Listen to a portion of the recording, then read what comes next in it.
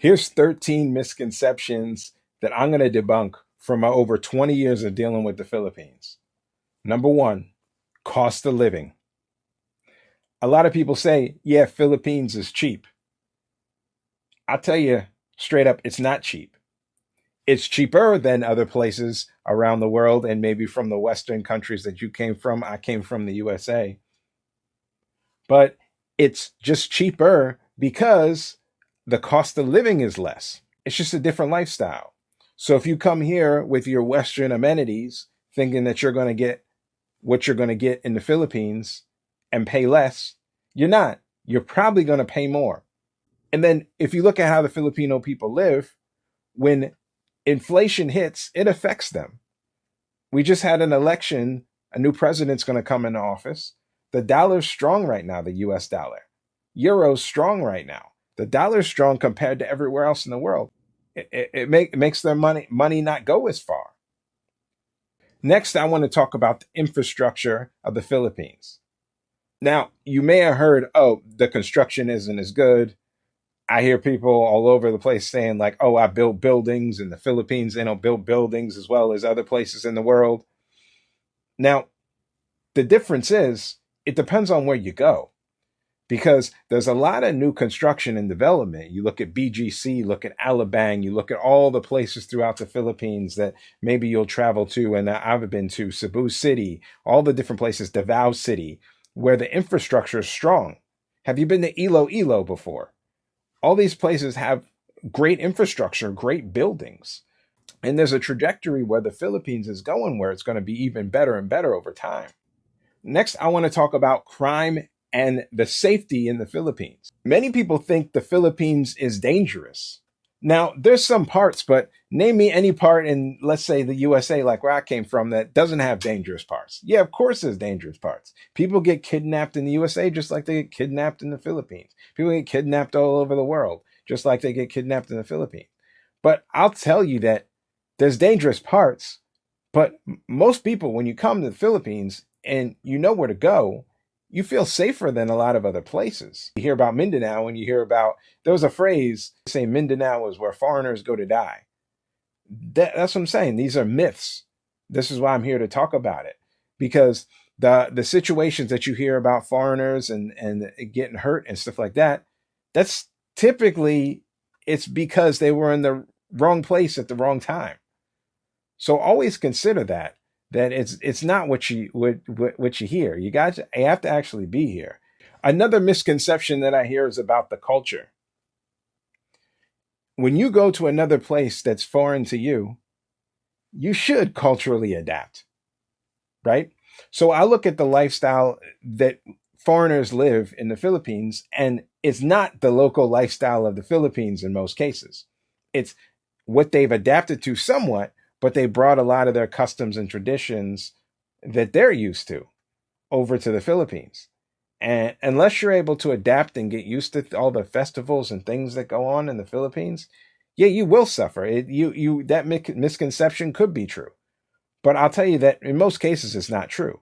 If you maintain the same consumption habits that you have in the West and try to bring them over to the Philippines, yeah, you will struggle. You will have trouble culturally adapting. But in most cases, you're in a great place. They speak English here. Next is the economy and the reality that you'll face living over in the Philippines. Because a lot of people think Filipinos are poor, but you'll see dramatic changes in wealth and wealth distribution all throughout the country. And I'm here to tell you that, yeah, overall, yeah, it's a country that's developing. But the thing is, it's not as poor as you think. They got more money than you in some cases. They got better cars than you, nicer homes than you, better things than you. But what I've also learned about the Philippines is that they have a habit of saving. Just because people aren't flashy and they don't buy all the newest things and stuff like that doesn't mean they don't have money. And speaking of the economy, Filipinos have a lot of economic resilience. They're out here knowing how to survive. There's a lot of entrepreneurial activity because it's forced to. Yeah. So in the States where I'm from, they have all these social programs and you get food stamps and cards with money on it and housing if you need it when you need it and ways to help you find a job. They don't have that in the Philippines. So it's get out there and get it. It's go out there and fight for it. They don't have the social safety nets that you may have been accustomed to when you were growing up. They don't have that. But that's where the resilience comes in. That's why it's important for them to be able to do what they got to do. But another thing I noticed about them being resilient is they know how to make money. They have true multiple income streams. Yeah, they have a lot of services and they work hard for it, but they realize if I can't make money here, I got to make money there. If I can't make money there, I got to make money up here. They know how to do it. And they have different business approaches, but they get it done and they survive. And there's a lot to be said about what I call the informal economy, right? Yeah, you can go to the store and buy things, but you can also buy things wherever you can get them. You see it out there is on the streets, you buy it, right? They know that. So they know to be right place, right time. They know about location, location, location. So that's how they become resilient. They move to where they need to be moved. There's a place, Mactan Island, where I'm at. And what I've realized is people, they set up these sorry stores wherever they can. They do it wherever they can put it up because they realize that's where the money is. They go where the money is. And the next one I want to talk about is going where the money is. This one is the immigration. People think, oh, the Filipinos just want to come to the States. They want to come to the USA. They want to go somewhere else. They want to go there to make that money in a lot of cases, right? They have immigration aspirations, some of them, but others, they don't want to permanently move to the USA. They just want to go get their money and send it home. They want to go get that money sent back to their family so they can get everything that they want to get in the Philippines. What they're doing is they're making their money abroad, they're saving it up, and then they're coming home or they're sending it home. They understand that. They understand that they're going to return home soon. You may have heard of offshore foreign workers, OFWs, right? But did you know that the largest export in the Philippines is actually people? If you go to the airport, if you're leaving the Philippines, they have a whole separate area where when you need to leave, they have a whole area where they go out, they stand in line, they stand in queues, and then they have everybody else, the travelers, the people that are foreigners. That's how they leave out. But they have a whole setup and a whole system, a whole process to export people. I hear this label about third world. Philippines is third world, and yeah, there's some things that are true about that. But what I've learned is that the Philippines is actually a developing country. Philippines is going to be a strong contender. Just like you look at China back in the 1950s, 60s, 70s, they were considered third world. Now, China is a superpower now. And that's the same trajectory of the Philippines.